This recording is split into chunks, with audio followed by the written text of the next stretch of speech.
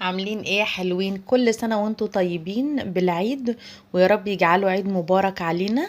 انا اسمي سمر وعاملة نور، ودي قناتي صديقة الكون. ولو عجبك المحتوى بتاعي ما تنساش تعمل لايك وشير.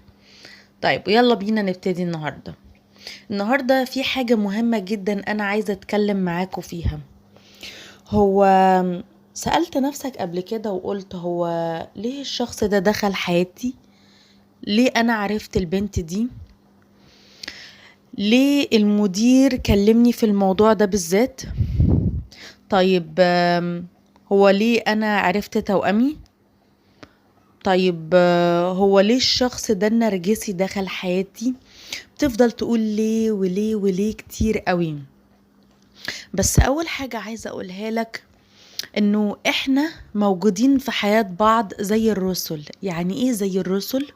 يعني زي الرسول اللي ماسك رسالة وضروري لازم يروح يوصلها في المكان الفلاني، علشان في حاجة مهمة لازم يتعلمها الشخص ده.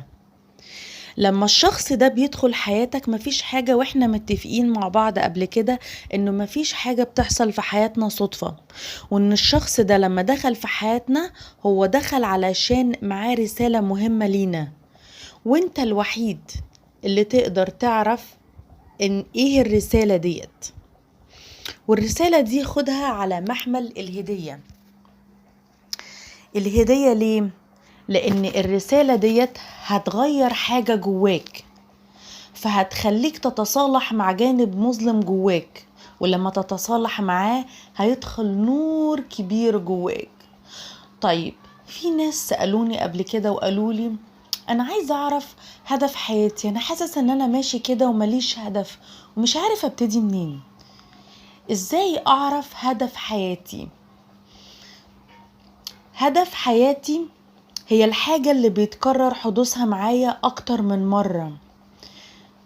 طيب طب ما أنا بتألم فيها كتير وبتوجع فيها كتير، ما هو ربنا مش حابب إن هو، يعني هو ربنا ليس بظلام للعبيد. هو ربنا مش وحش عشان هو بيحطك في المواقف دي، بالعكس هو ربنا عايزك تبقى قوي، جند من جنوده، عايزك تاخد الخبرة الكاملة في الموقف ده علشان تبقى بتتعلم عنه كل حاجة، عشان تقدر ان انت تبقى الرسول وتقدر تعلمه للناس فيما بعد، وهو ده اللي يكون هدف حياتك.